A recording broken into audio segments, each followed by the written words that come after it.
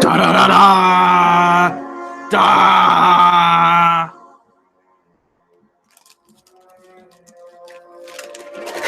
Sponsored by Red Vines. Not really sponsored by Red Vines. Red Vines is paying for this podcast, by the way, so you can get it for free every Tuesday night, live on the Comedy Central channel.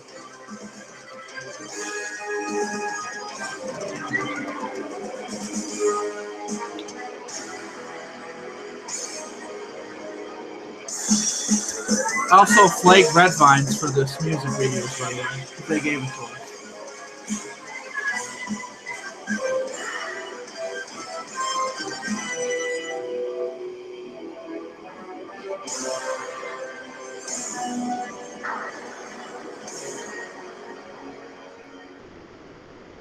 Thank you for checking out Batcast, sponsored by Red Vines. I am your host, Andrew Caracci, alongside Robert Roth.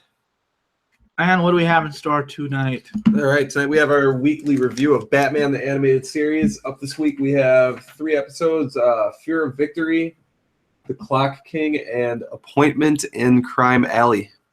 The Cock King? The Cock King.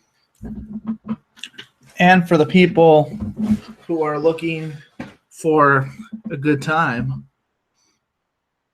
besides reading it on their bathroom stalls at their local circuit cities, where else can they find us? We're available on YouTube, iTunes, Uspoon, Podomatic.com if you search for Batcast or Pinfall Wrap-Up. Either one will direct you to this podcast.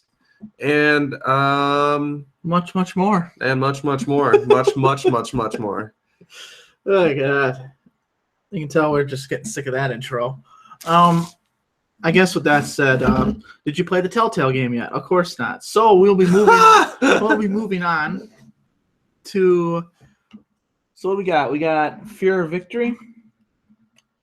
We'll start with that right off the bat. There's not a whole lot of. I can read my ads. Buy some envelopes because they will help you mail things. It's a lot easier than mailing your fist through a cardboard box. Use an envelope instead. Don't mail your fist through a cardboard box. That's what you just said. Do you cut it off like clenching a fist and you like send it to someone, or I'm not sure how that works.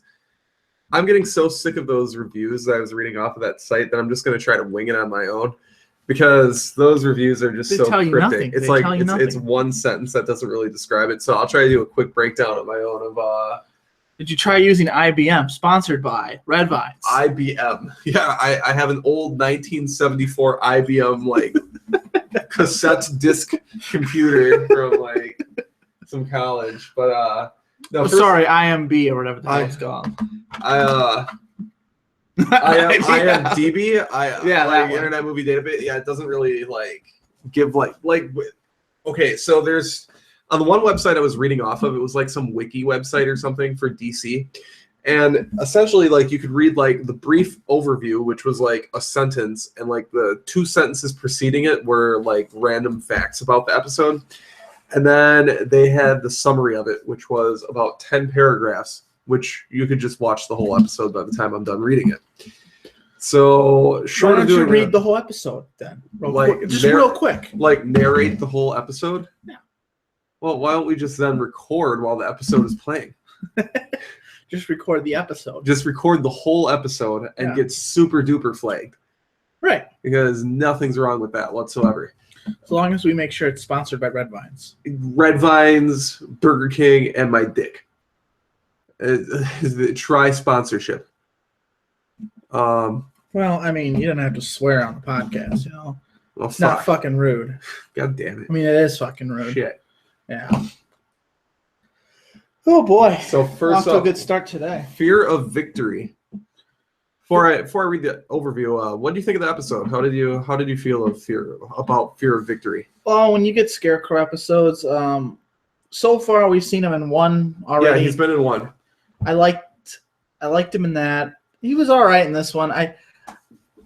At first it felt like it was more like a cookie cutter kind of reasoning on why he's doing this to get cash to Correct. fill his other scheme. Which, you know what, I'm actually okay with, because it's their way of saying, like, he doesn't have some grand plan. We don't know. He's just a criminal. Yeah, we don't know just his an grand eccentric criminal, right? He has some big plan he's planning, and he needs to do this for that to happen. So this is the episode that shows us before that big plan. Right. Now, it's his planning for the plan. Right. Which sounded kind of ludicrous. Like the rapper. Right. Sounded like him. Yes. All right. So this episode we have, like you already said, it's a Scarecrow episode. Essentially, Scarecrow is sending some kind of fear powder disguised on not telegrams. What do you call them? Telegrams. Are they telegrams? They were telegrams. Telegrams. Okay, so telegram for Mr. Bob Schneider. It's a fear powder that he has on telegrams that he's sending to star athletes on teams that he wants to lose, the favored team. So it'd be like heavily favored team. So it'd be like if you have the Packers against the Browns or something like that. Packers obviously favored. You send the fear powder to Aaron Rodgers or whatever. That one, man.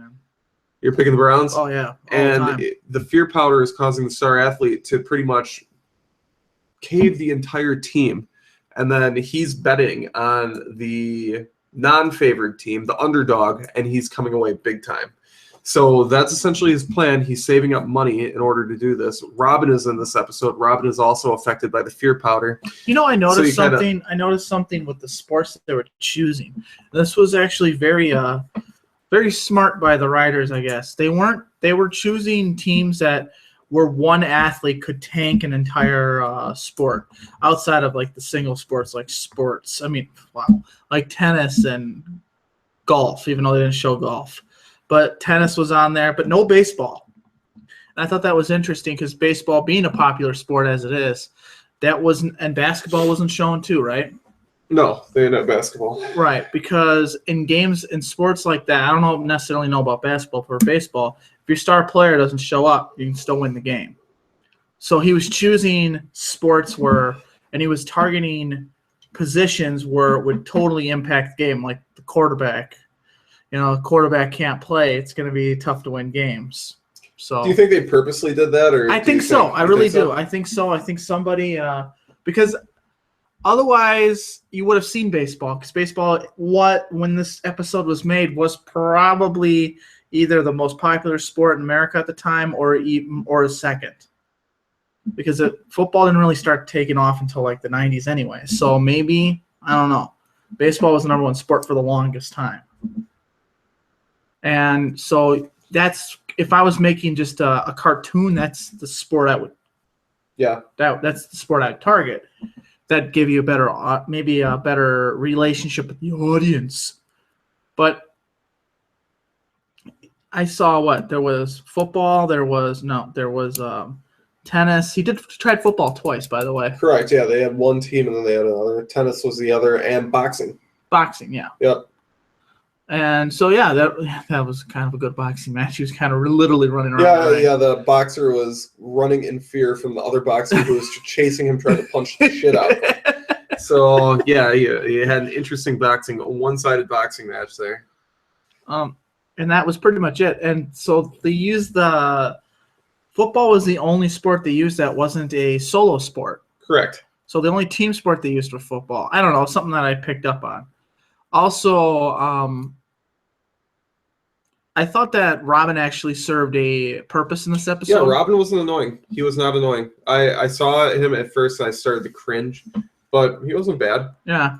When they were in his dorm, they're like, man, that was a nice dick. And that never was said, but that's okay. That's a nice dick. Like, oh no, he said nice dick. His name is Dick. Dick Wayne. No, it's Dick Cock. Dick Cock. Yeah. Dick Penis Cock. Dick Cock of the Cock Kings, which is the next episode.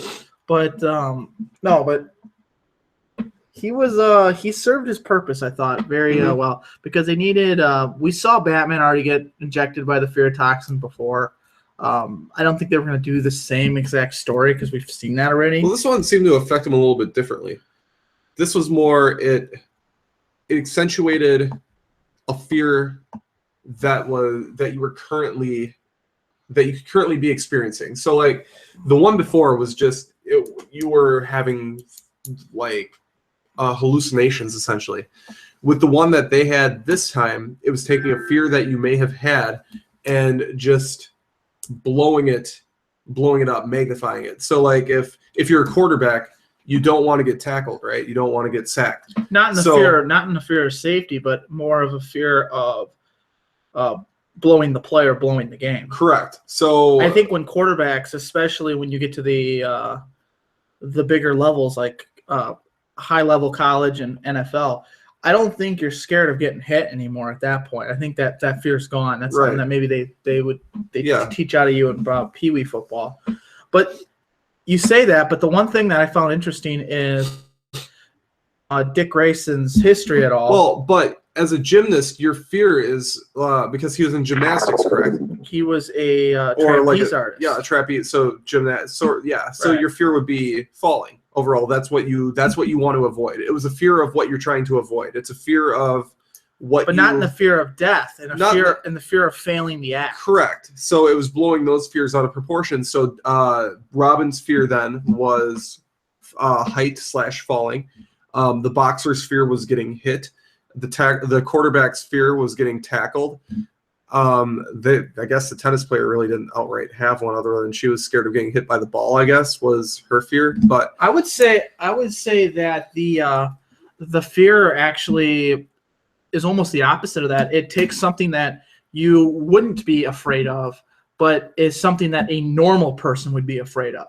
Like if you're, for example, let's just say, for example, you're an enthusiastic gun owner, right?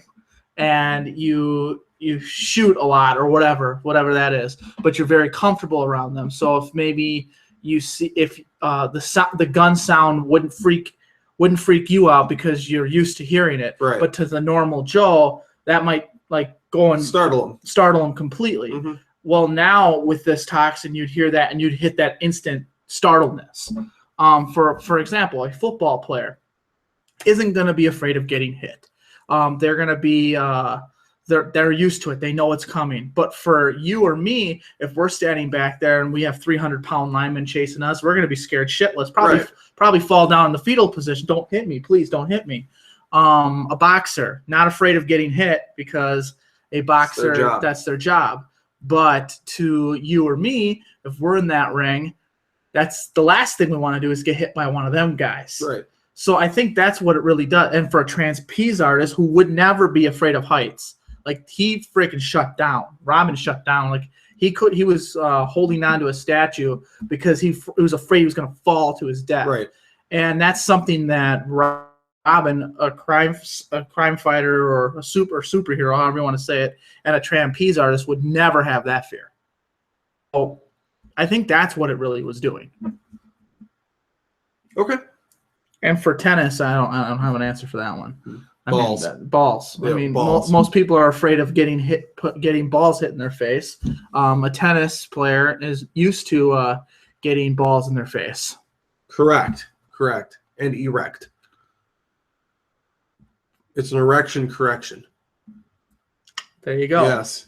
That you can trademark that. Well, that covers that episode. That's it. The erection correction connection. Yeah. So I don't know. I thought this was, and then it was injected differently. It wasn't a gas, but it was a powder through the skin. It was anthrax. And essentially, yes, it was anthrax. It was. You got this envelope, you opened it up, you took the letter out, read it, and there was a powder on the letter that you couldn't see, and then it went through your skin into your bloodstream, and that's how you were affected by it. And if you're wearing gloves, clearly that wouldn't work unless you're that guy who totally had gloves on. Oh, yeah. I guess you inject it through your nose too. Well, I think that was just a complete animation error. I think he wasn't supposed to have gloves. But he had gloves the entire scene except for the time when he touched the telegram. In which he didn't have gloves. Right.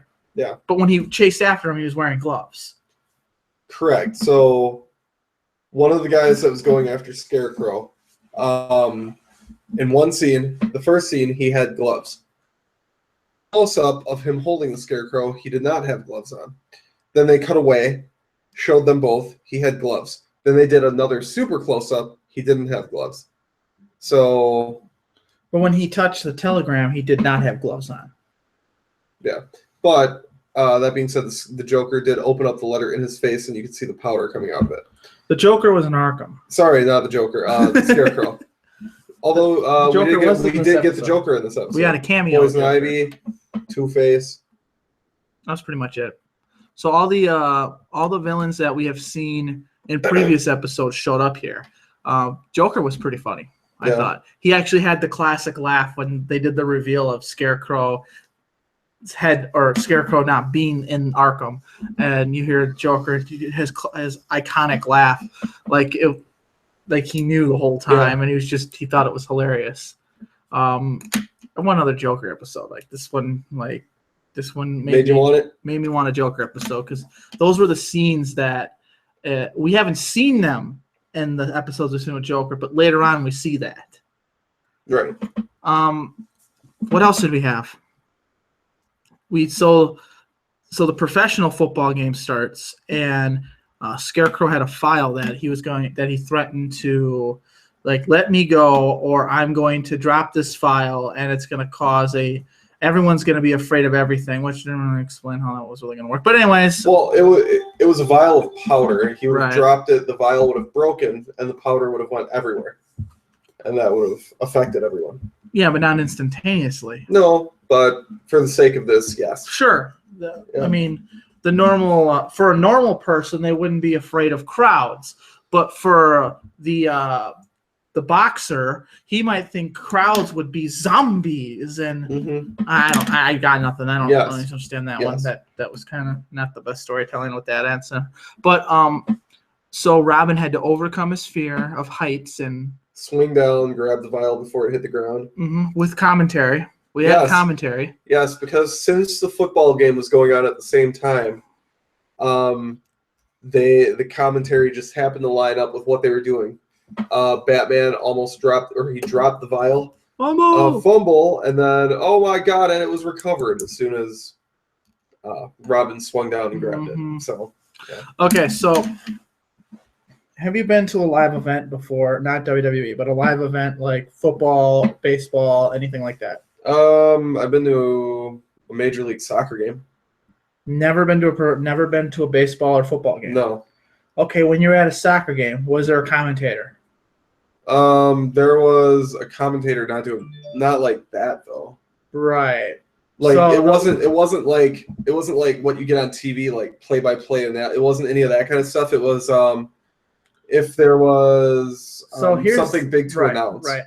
You have an announcer but not a commentator. Correct. So the thing in movies, and you'll notice this in movies, there'll be an announcer, but he's doing commentary for the game, and it'll be over the loudspeaker kind of thing. They always do this in movies, TV shows, and everything. I've never understood it. There's certain movies that did it right, but for the most part, you'll have like Rob Schneider. His name's Bob. I guess it works. Rob Schneider doing commentary for something, and his voice will be over the loudspeaker doing like full-blown commentary. So they'll do it in shows that involve wrestling matches, boxing matches, everything. But that's not what you experience in any kind of live event whatsoever. That's for the television audience member. Well, and that's why people will bring radios to games, where they'll listen to what's the action on the radio. That way, they actually have that, because you don't get that. Yeah, I hate people that do that. But it's something that's done, and that's why it's done. It wouldn't be done if there was an announcer. Is the point?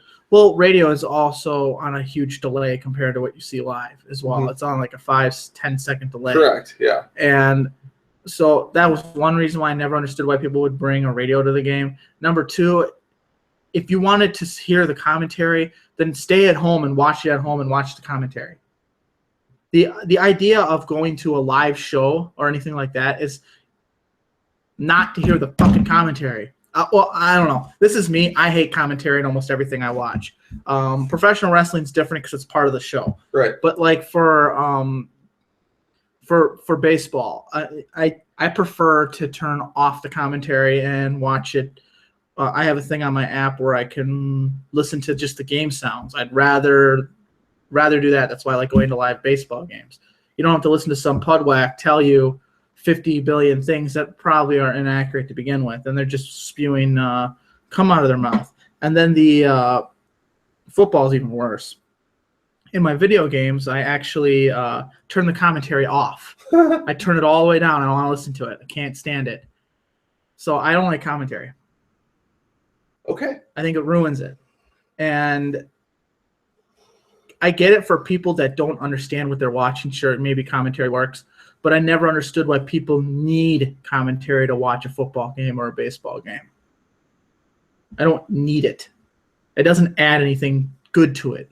Every once in a while, you'll get a good commentator on, and then you'll listen. You'll listen more, yeah. But I don't need Phil Simms telling me he sounds like a concussion. Like if a concussion could have words and like speak, it is Phil Simms. Okay. Wow, that's strong. Right.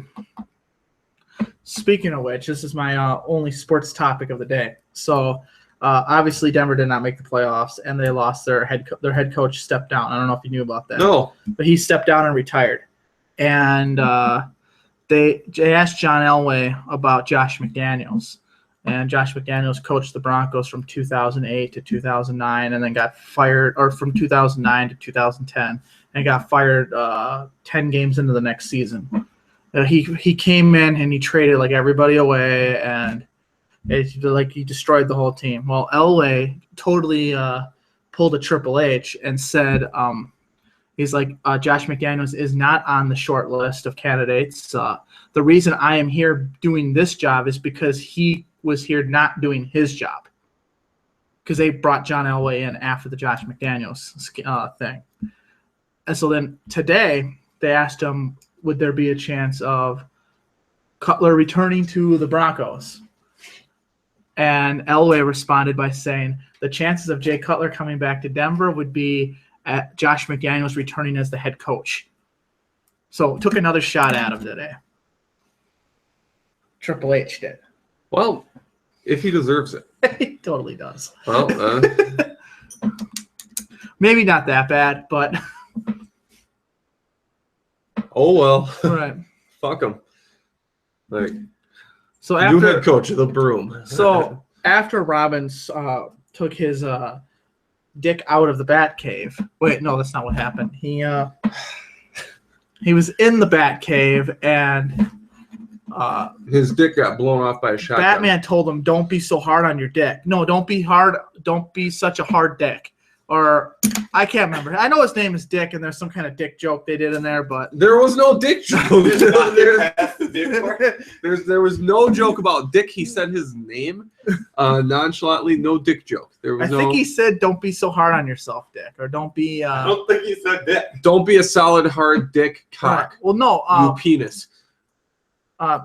Robin's name is Dick Grayson. His name is Dick. So I'm pretty sure he said, "You're such a soft dick," or "Don't be so soft, Dick," or my dick is no longer soft for you. All of those happened simultaneously in your mind. They did all happen. Well, I don't know. You tell me what happened. I don't remember anymore. Dick was there. That's it. It was in the Batcave. He was trying to get the dick out of the Batcave, or get his dick out of the Batcave, and by his dick I mean Robin. Okay. Because he puts possession behind his own dick.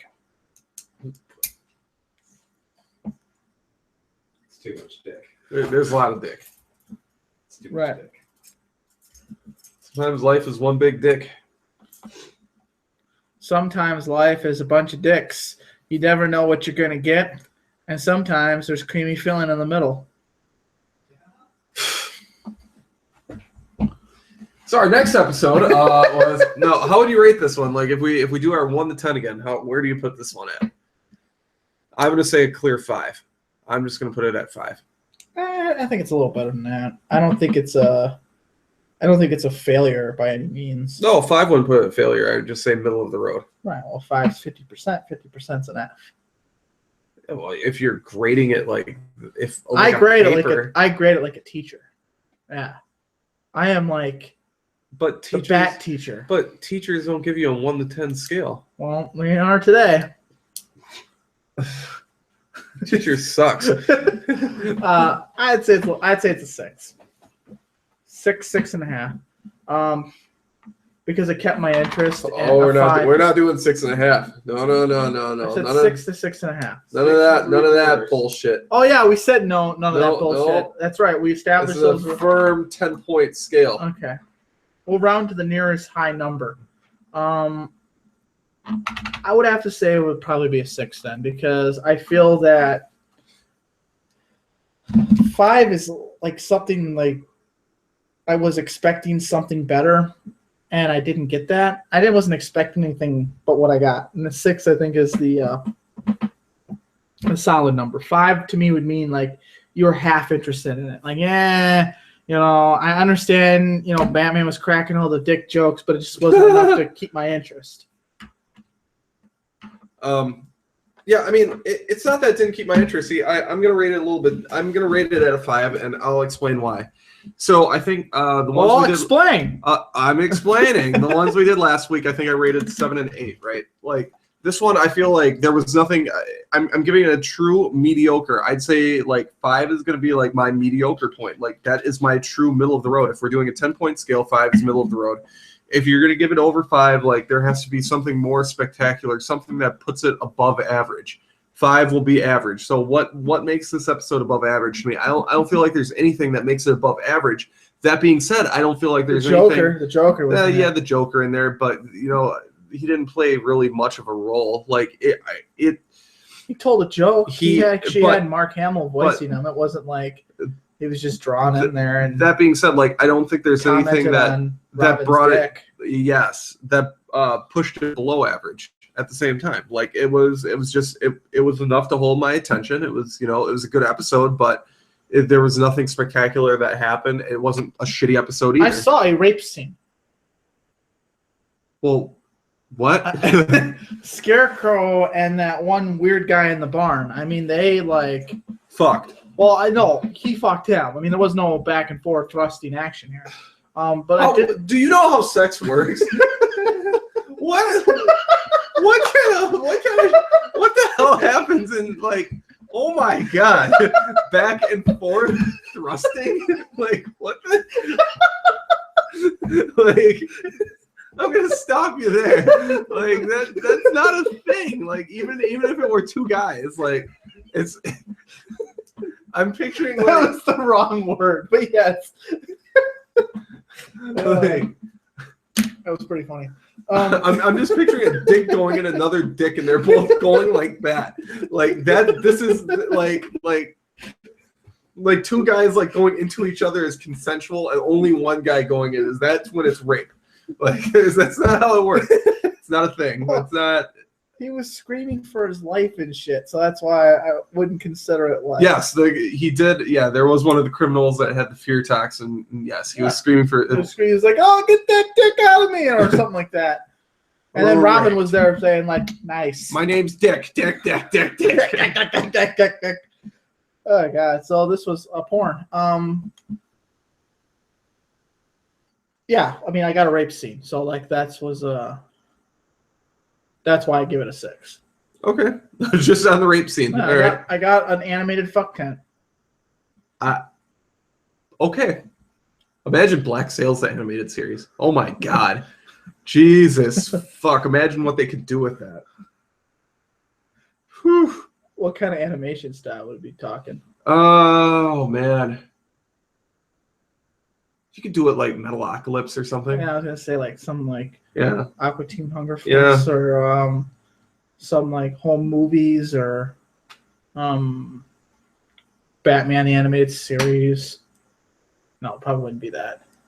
So it would be like a cartoony kind of drawing style. It wouldn't be like what we watch today. Well, you'd have to keep it darker themed just because of the nature of the show, but okay, fine. We move on to the Clock King. Yes. The Clock King. What a messed up episode this was. I'd say this was the star of the night. This was definitely the best. Well, I don't know. After we get done with Appointment and Crime Alley, we'll talk about it. But this was definitely This was better than Fear of Victory. Yes. Yeah, for sure. Okay. For sure. You had a more linear story here. It was easier to. I'm not saying the last one was hard to follow, but this one was more straightforward as to what's happening, why you have the criminal, what the criminal is, all that. So this one had kind of a Mad Hatter type storytelling to it. Actually, we'll see that next week.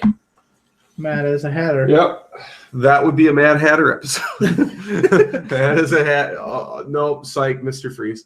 So, Mad as a Hatter. It's actually a donkey. It's the first one where you get super mad. It's just, and Superman's wearing a hat, and they're thrusting into each other. But yeah, it's just belly bouncing. it's like oh. So the Clock King. So pretty much, this is one of them where the way they set it up, you feel sorry for the villain again, but then the villain's so fucked towards the end of it, you don't.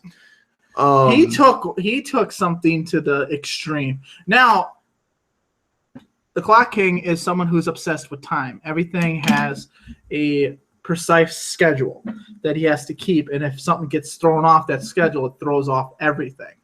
A villain like this works in the Batman universe because it really challenges Batman's intellect, and not necessarily his intellect, but like he's always one step ahead of him.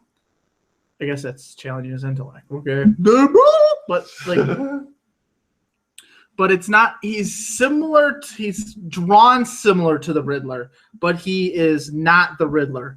Like I know I said that earlier. Like, well, no, this guy is far more OCD. Right, Riddler is not OCD at all. This guy, his obsession with time makes him obsessive compulsive to the point where like it's frightening. That's almost where he draws his power from, his obsession. And that's not quite what you get with the Riddler. The Riddler is just it's riddles. He gets off on riddles and confusion and all that kind of shit. But no, that's the every interpretation of the Riddler that you know of. This is a completely different Riddler in the animated series. Oh, okay. So like when you see an episode of him, it's real similar, but it's not at the same time. Like, he's way more obsessive. He's way more compulsive. The Riddler has obsession, but his obsession is being able to outsmart Batman because he can't stand there being somebody smarter out there than him. That's Gotcha. That's where his obsession comes from. So he uses his superior intellect to try to challenge Batman, but he always gives Batman to solve the quote-unquote riddle or the crime or whatever. He's not. Did we lose it? Nope. Okay. We on pause?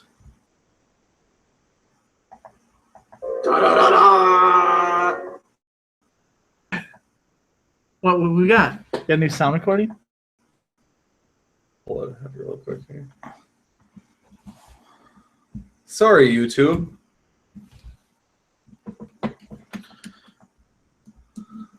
Oh, Audacity. What, did it fucking freeze on us again? It didn't freeze as much as it just sucks. Penis. Oh, what kind of penis? Dick Grayson's penis. Oh, wow. The thrusting action. You had some double-winded thrust. Whatever the fuck that means. Are we on the air still? Or? We're on YouTube, yeah. We're going strong on YouTube. I'm trying to figure out our. All right, so for your YouTube audience, call us right now. I'll take a call right now. You get to experience a fun technical delay here while our Audacity issue is commencing here. Let's see what's happening. Oh, here we go. Let's see. We made it up to. Okay. Well, I guess with that we will make a call, and we'll put someone on the show. sponsored by Red Vines. Yeah, it is. Sponsored by Red Vines. Red Vines is paying for the podcast, by the way. So you can get it for free every Tuesday night.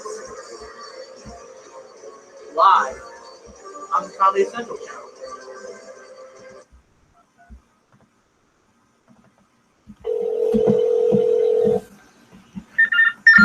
Number you have reached has been disconnected or is no longer in service. Of course.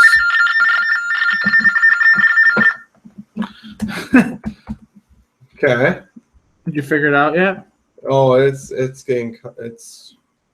we're getting there. This is some good stuff. 262-548-4571. There we go. Yeah.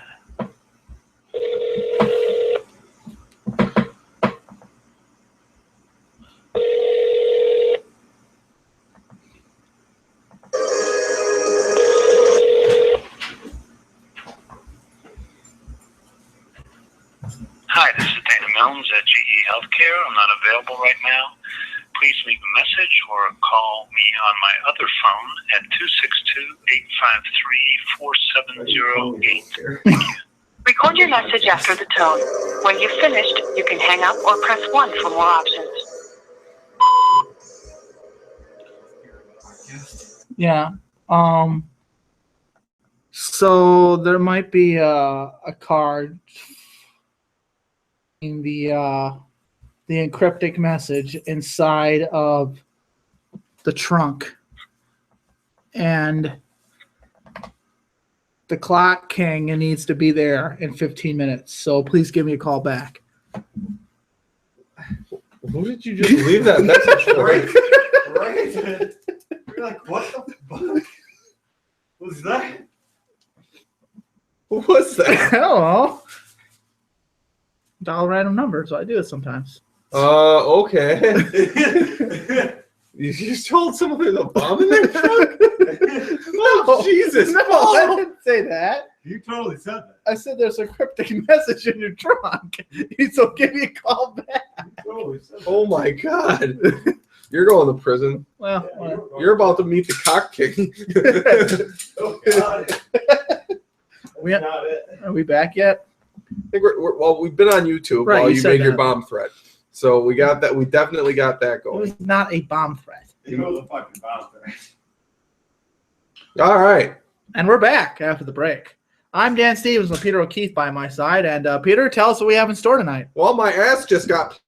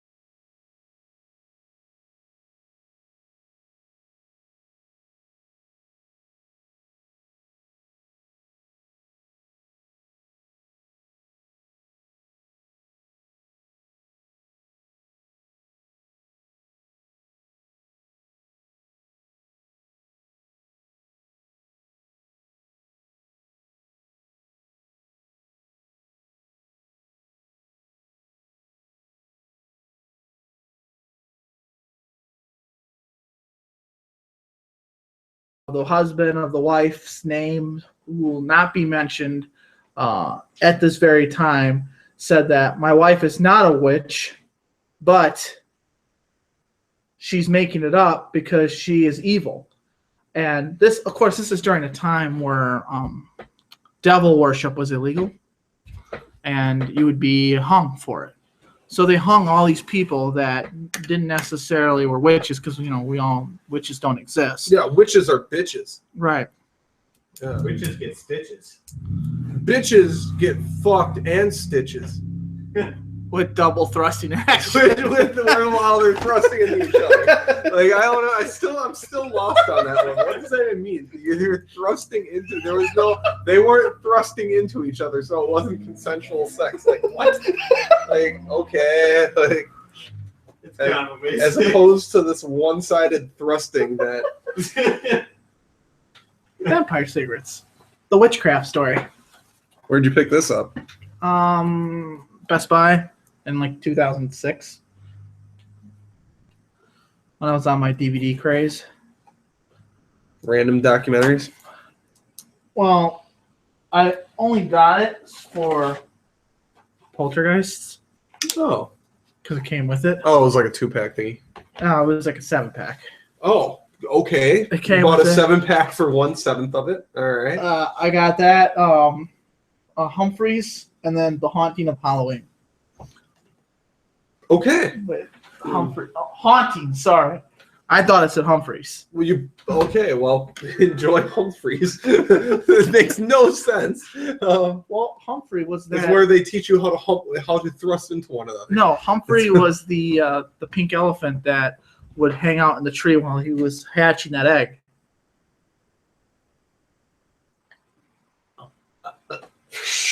Right? Isn't that Humphrey? I don't know. Or is that Elmo? My brain. What are you doing? Oh, that's Horton. Horton here's a who. Wrong name.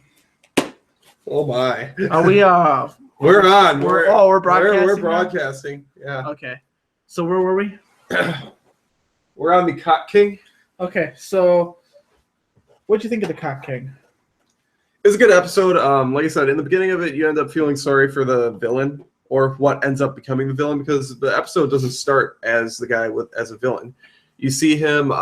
He's a businessman, like you said before, very time oriented, and then he ends up essentially getting screwed over by the guy who ends up becoming the mayor. He didn't really get screwed over. He didn't get screwed over, but he took this guy's advice, which directly led to him losing a court case, which cost him his business. And then they kind of had 7 years later, when the guy who gave him bad advice is the mayor of the city. And you see him trying to get his retribution on the mayor, because the mayor, in his eyes, ruined his life. Yes. And he was time obsessed. Obsessed, yeah. What did I say? Obsessed. You said it Mike Tyson style. He was time obsessed. Or Ghastly. Ghastly was time obsessed. I dare you say it to Mike Tyson's face. No. I don't take you up on that dare. Well, you would be afraid because of the fear toxin that the scarecrow gave It wouldn't you. be the fear toxin. It would be the danger to my life. That would Mike be, Tyson standing in front of me toxin. because he will rape you, like, Yeah. and it will hurt, Yeah. and he will beat the shit out of you, and it will hurt. Hopefully he knocks you out before he rapes you, so you don't at least feel it at the time. You know. I'm going for a pain, rape, knockout, more rape, and then wake up with double pain. From double thrusting. From double thrusting. Okay. And he's going to make me thrust into it. Oh, So- God. Like, he's going to make it happen. He's going to punch me, and that's going to cause me to thrust. He's just You're going to gonna thrust your dick inside of his dick to the point where his dick goes back inside and yours is going in. and then he shifts it, and he's going in me. Yes. Is that how it? Yeah. So it's Yeah. So your dicks are connected, and the ball part that kind of comes out, it's just gonna go back and forth, kind of like red vines. Yeah. Okay. Yes. I feel like Tyson wins that battle. Correct. I'm picturing a Chinese finger trap. Exactly. See, Exactly. Now you're getting it. Okay. God. So, back to the Clock King. His obsession with time is actually I find very humorous a lot, because to the point where he even takes Mayor Hill, puts him on a clock, like the huge clock in the big city. And, clock tower. Yeah. Right. And when it strikes to 3:15, the fingers will smash each other, and then he'll be in between the two fingers of the clock, because that was the time that he was told to take his coffee break. Which, in theory, would only chop like one leg and one arm off. It wouldn't kill him, because Right. why would the hands go on top of one another like that? I feel like The hands go over or they go under. They don't go like. Because it's an old clock. I feel like Yeah. if your arm and leg are getting chopped off, though, you're probably gonna die. Possibly, yeah. But they were making it seem as though like he was being just completely crushed. No, you're not. You're not going to be like it. Maybe he altered the clock. What kind of ineffective clock would that be? What kind of stupid fucking clock works like that? That's just dumb at that point. I noticed that he was like sword fighting Batman, not With the hand of a clock. he was taking this His whole clock. glasses had a clock on each lens. He was taking and they both said 3:15 on it. Did you notice that? No, they didn't. No, they did not. Boom. You were Triple H right there. What time was it? It was 3 o'clock. Same thing. Like 3 o'clock on the head. It was 3 o'clock on each of them. Mm-hmm.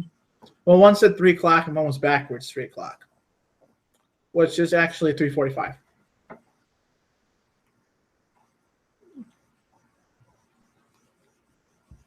I'm going to ram my head through the laptop in a second. You're bombarding me with too much today. Yeah. But no, they I don't know. You could feel sympathy for him in the beginning of the episode though, for sure. And then like at the end of it, he was just so psychotic and such a douchebag that it just wasn't.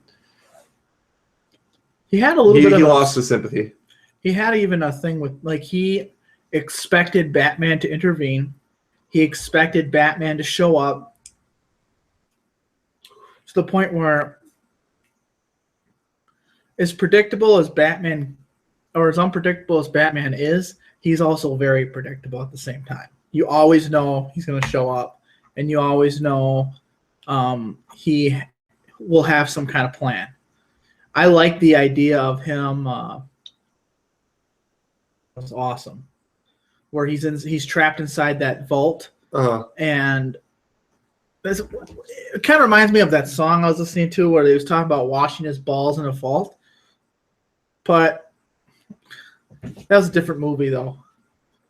That was Blood Rain or Blood Vein, Blood Sand, Sand Blood, Bloody Sand. That's what it was called. Okay. Anyways, back to the normal story.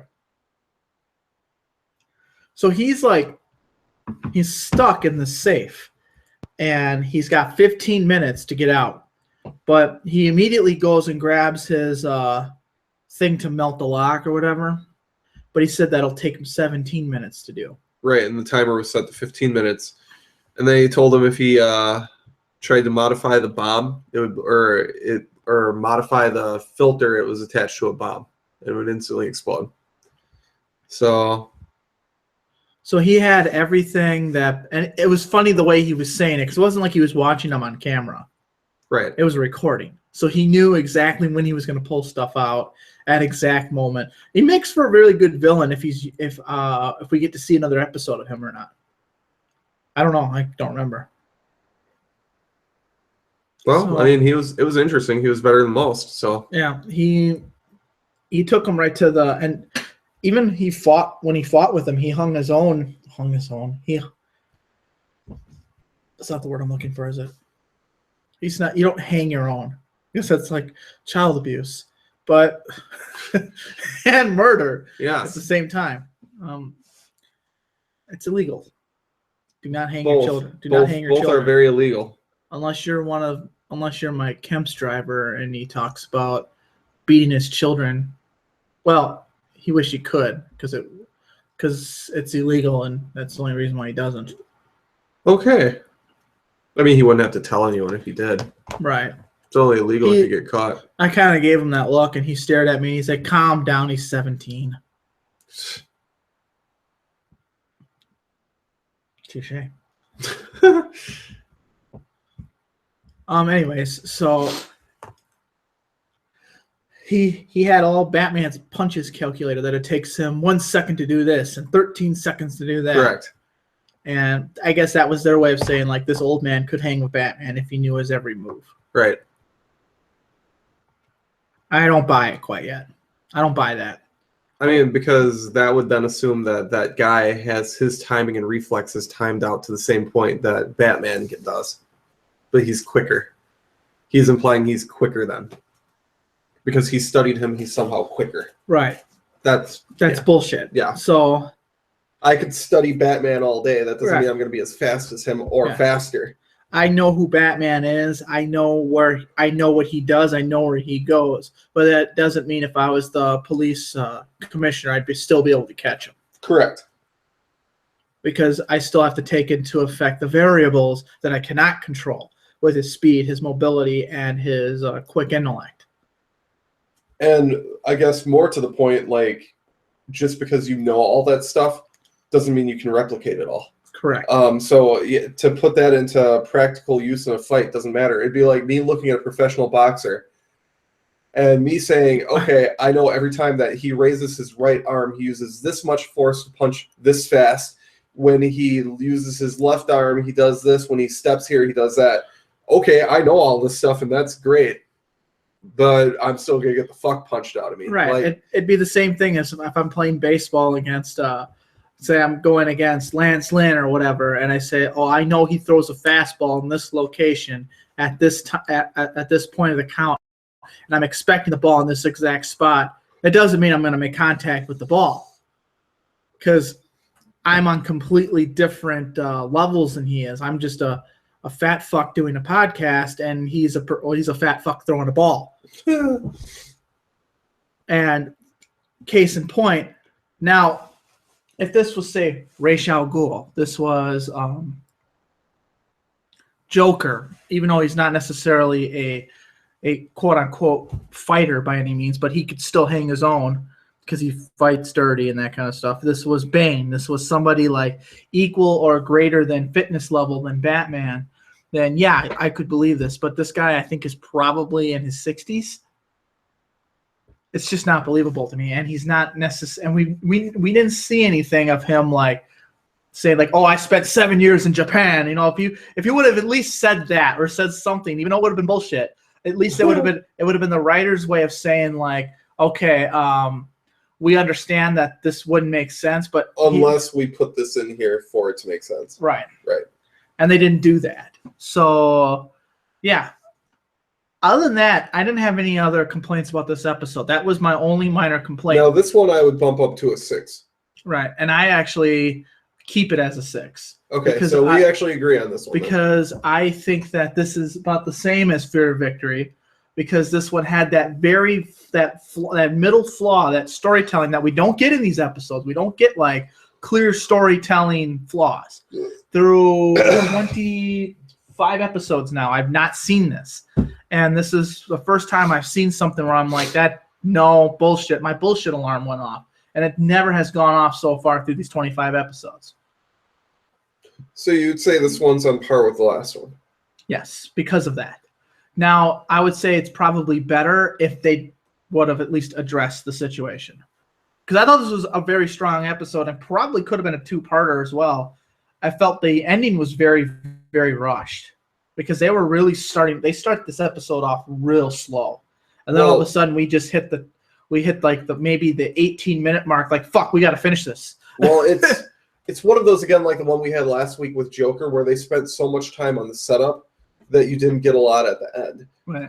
And I think we kind of talked about that because they spent so much time. I thought the Joker one had a awesome like beginning and an awesome end, but that middle was kind of wah. But that's what you got here. You got the beginning where they went through the whole story of why he ended up the way he did. Correct. Kind of like what you got with Mr. Freeze. Well, to an extent.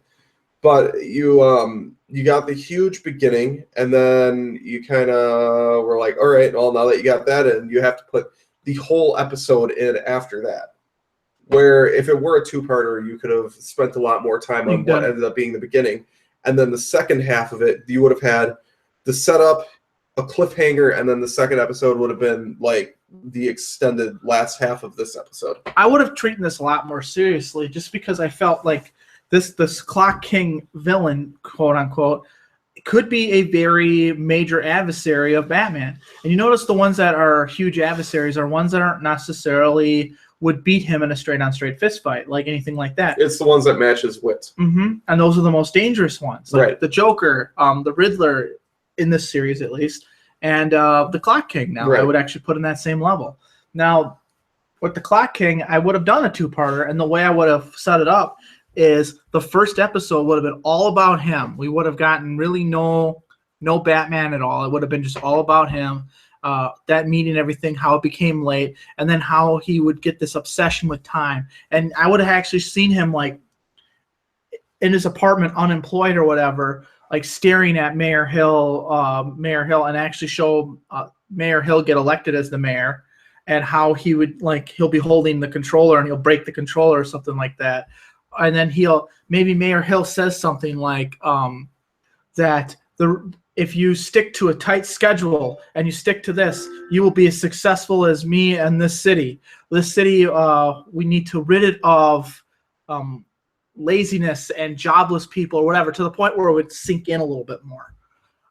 This was actually it was good in that retrospect as far as an overall story. I just feel, and the villain, I mean, the way he was written was very well. I just did not like that fight with Batman. They should not even had it. Not like that, no. Because it was an outright fight. Right. And there's no way in hell he would have been holding his own. Right. So I would have used, if you were going to do that, I would have used him knowing exactly when the gears were going to change, that kind of stuff, because it's all timed out. And the way I would have had Batman win the fight is have him alter the way the time works, where he goes freaking insane because it's not matching the schedule. That's how I would have had him defeat him. And then you create an obsession with Clock King over Batman. That's how that transitions from Mayor Hill to Batman. And that's what they did with the Riddler. They had the Riddler obsessed over this one guy who stole his idea, made profits on it, and then fired him. And then from that, Batman goes and saves him, and then his obsession now gets shifted from Mockridge to Batman for future episodes. Yeah, I mean, there just wasn't enough time in this episode to get into it, which is why, like what you said, a two-parter wouldn't have been bad for this, but we've been saying this much about a lot of them, which makes you think maybe a lot of them should just be two-parters, but I don't know. I would have had the first episode end with him putting on the Clock King suit and everything, and so Mayor Hill will have to pay for what he done, and then it's to be continued. The next episode doesn't even have to be a Clock King episode. It could be something else, and then you go back to it. Sure. So you'd stick with 6 out of 10 just based on the story gap in the middle. Yeah, that was. Yeah. And I thought it ruined it all. Not necessarily ruined it, but didn't give it its strong. I thought this was a really strong episode. I really did. Yeah. I really thought this could have the potential to be something really, really good. Especially the Clock King, who is kind of a minor Batman villain, but he's very popular. He has that underground following with the Batman audience. Next one, Appointment in Crime Alley. Yeah, this one was an interesting one. Your minor characters where you start to get to the point where you don't have villains, you have mob bosses or you have corrupt CEOs. Back to that again. We're at a corrupt CEO this time. Daggett again. Yeah, so we have Daggett, who was in, I believe, one of the episodes we did last week. He was in. Was it Vendetta? No. Yeah, I thought it was Vendetta. Clay. The Clayface one. Yeah, he was. In Feet of Clay. He was in Feet of Clay 1 and 2. Rupert Thorne was in Vendetta. Correct. Yeah. So again, this Daggett guy, the CEO of Daggett Industries or whatever, essentially he's trying to take over Crime Alley. He's trying to purchase all the properties, level them, and develop them into condominiums and shopping or whatever. Essentially, his reasoning behind it is they're nothing but criminals and poor people that live there, and he can make a lot of money off of this. That being said, the citizens are standing in his way because a lot of the buildings are historic. So he was blocked for tearing them down because they're historic buildings and they're not going to let him tear them down. So this episode revolves around him hiring goons to blow all the buildings up and level them. With the people in it. With the people in them. The neighborhood being poor or whatever, move in and just build, because if all the buildings are leveled already, what difference does it make? Right. So that's kind of what it's revolving around in this episode. And that's actually pretty much the whole story of the episode. Batman stops it, and such is life. There's really not a whole lot more to this one. Daggett wants to blow him up. Batman we get stops introduced it. to Leslie Tompkins, which is a kind of a caregiver of Bruce when he was a child. After she was there to comfort him during the murder of his parents. They didn't really get into that as much, but that's they showed pictures. That was about it. Right. And you could read it in the headlines when he was going through the memory newspapers. Mm-hmm. So she has that thing, and for people that don't know who Leslie Tompkins is, or the name sounds familiar, if you have been keeping up with the show Gotham, Leslie Tompkins is Commissioner Gordon's, Lieutenant, or just Detective Gordon in the show right now. His love interest. That's all bullshit. That wasn't a thing. That's something the show just made up to try to because there's not a whole lot they can do with it. But all they know is Leslie Tompkins is roughly about Gordon's age. That's the only continuity they have with each other. Gordon actually doesn't move to Gotham until he's in his 40s anyways, or whatever. He comes in as just a normal detective. But anyways, and by that time, Bruce Wayne is already he's already been, I think he's already been Batman for a year before Gordon even shows up to Gotham. So the show Gotham is bullshit, but take it for what it is. I always said that it's a cop show. It's a good cop show. Just try to keep your Batman nerdism out of it, and you'll enjoy the show. Right outside the second half of the second season, it's not a bad show. Anyways, back to this. So Leslie Tompkins, they make her very. She's very fearless. Did that come off to you as well? Yes. She saw criminals in her building and she stood up to them. Something that somebody her age probably wouldn't do. Of course, she does. I think she realizes that she has the best backup she can possibly get. Right. And Batman kind of has an ace up the sleeve on that. And knows that Batman will find her because that's what Batman does. Other than that, this was a very. I thought it had a little bit of a dark undertone as well to it.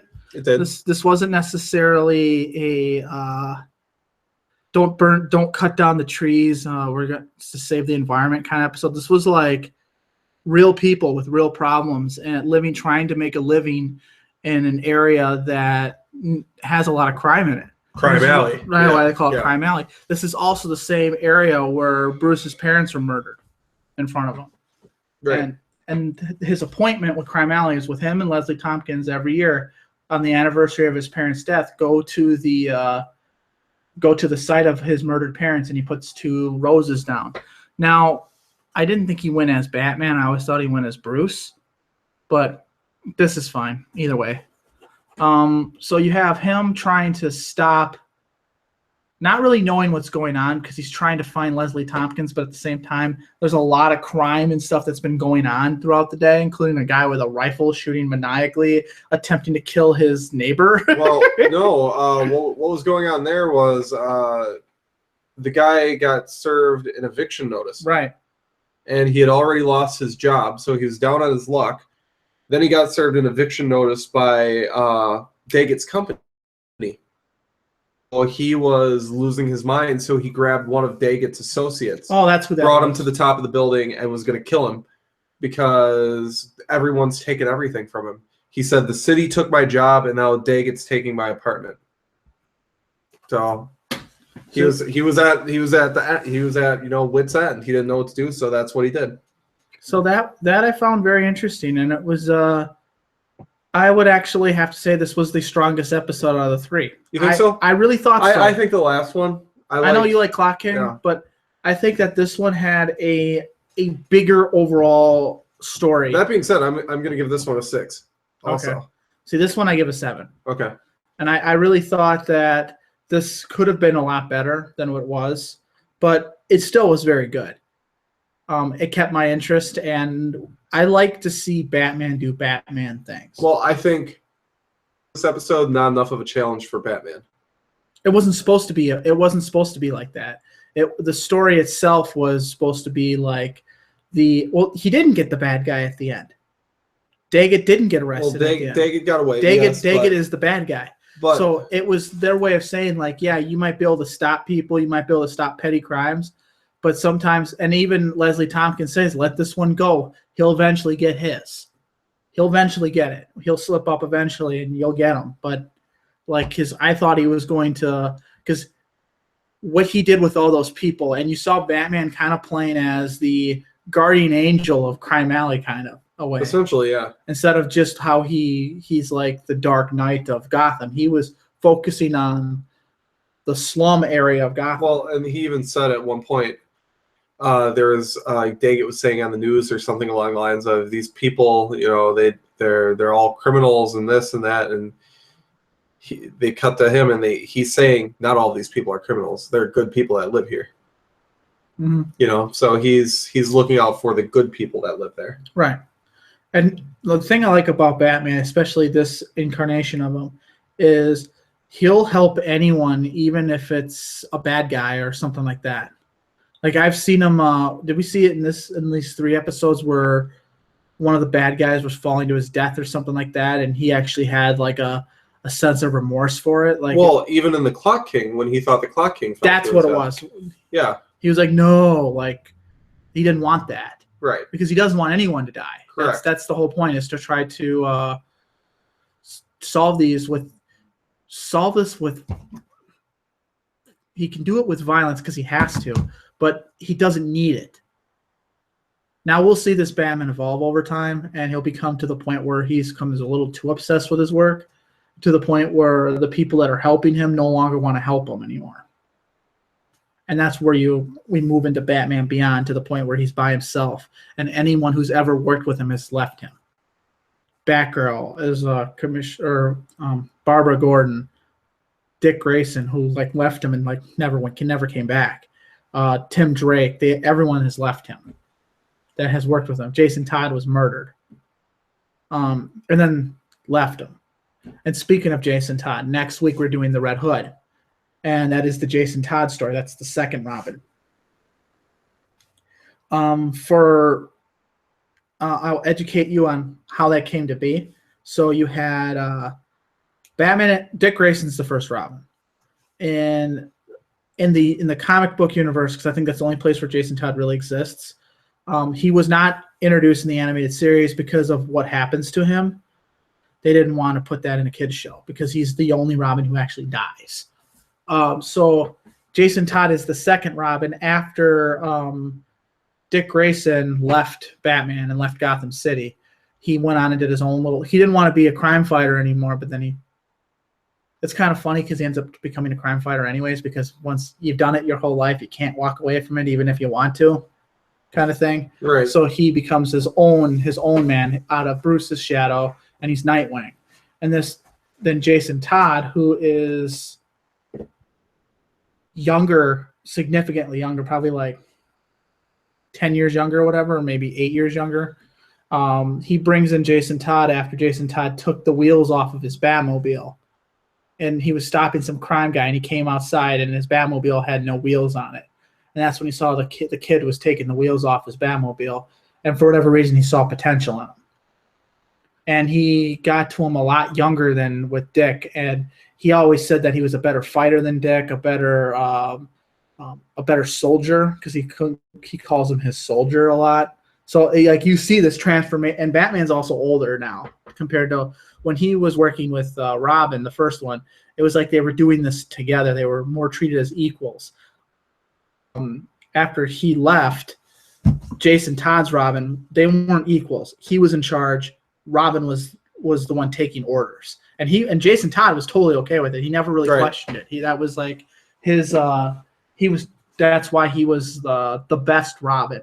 Now in the comics, he came off as being very bitchy, very unlikable. Nobody liked him because everyone liked Dick Grayson. Most people like Dick Grayson as far as any of the Robins are concerned.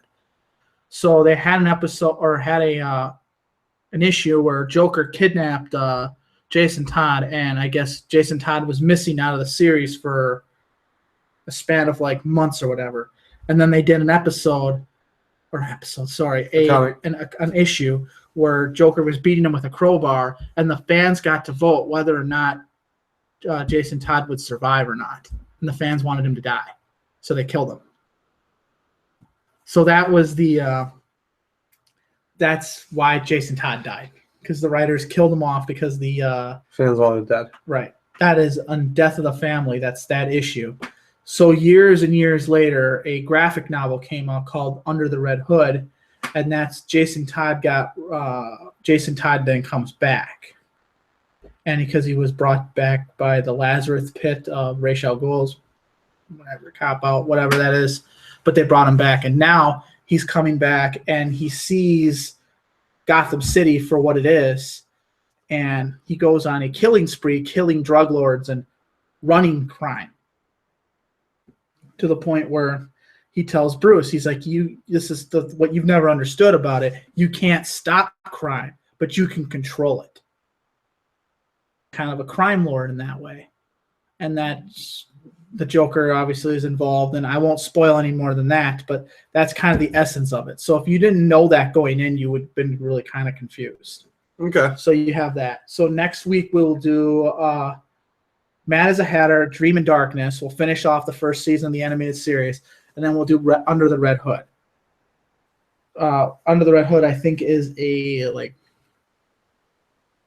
maybe an hour and 10 minutes, hour and 5. Those animated movies aren't long. Yeah, they're not. Okay. I think Mask of the Phantasm is the longest, not all of them. So we'll be able to squeeze those one through with double thrust in action. Double thrust. Thrust.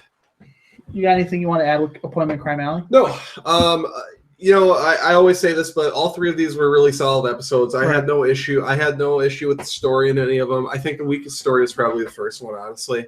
Other than that, all three of them, they were very enjoyable episodes. So definitely anyone listening, check it out. Check them out. Watch them. Are we going to do a top 10 per season, or do you want to do a top 10 when it's all said and done? We can do it. We can do both. Okay. We can do both. All right. And so next week we won't do our top 10 next week because we just won't have enough time. But when we start, when we go into season 2, we'll do our season 2 episodes, and then we'll also do our top 10 of season 1. Sure. And then at the very end, we'll do a top 10 of all of the 3 seasons, and then when we get into season 4, we'll include that as its own universe. Okay. They up everything up. So the animation style changes to the point where you don't have that you don't know what time period it is kind of animation. This is like 2008 or not 2008, 1999 technology when we get to that point. Okay. So yes, I'm Andrew Caracci alongside Robert Roth, and we will be back next week. I'm assuming next Tuesday. Yeah, next Tuesday. We will play out.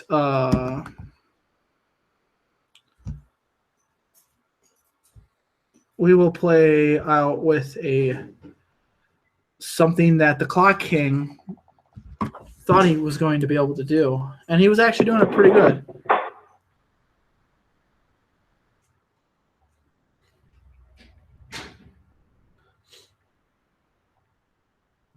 What have you thought about the animated series so far? It's better than wrestling? Anything. Here we go. We'll be back Better. next week.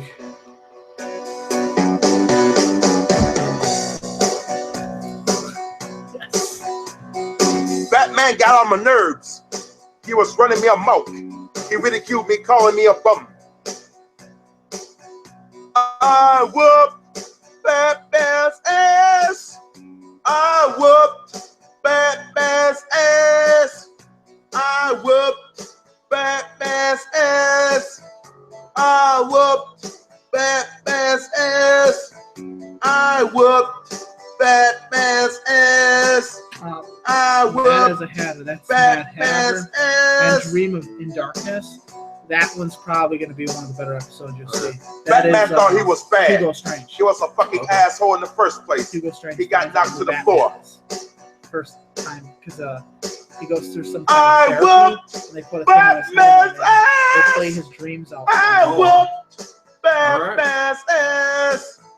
I whooped Batman's ass.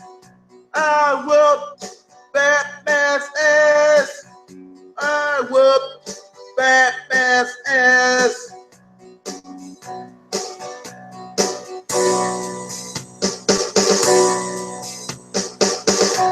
I like the guitar in it.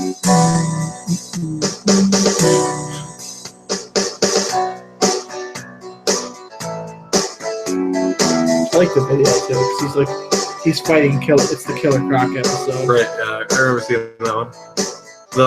This video, Yeah. in particular.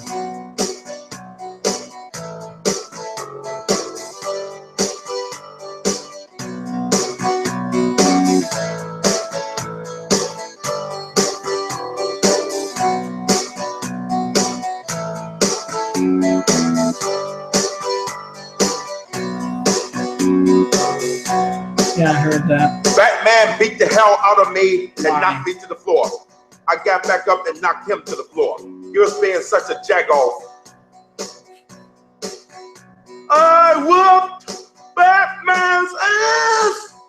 I whooped Batman's ass. It's funny that you picture Hassan singing it. Batman's ass. I whooped No, I can Batman's see it. I can ass. see it. Like, I whooped Batman's ass.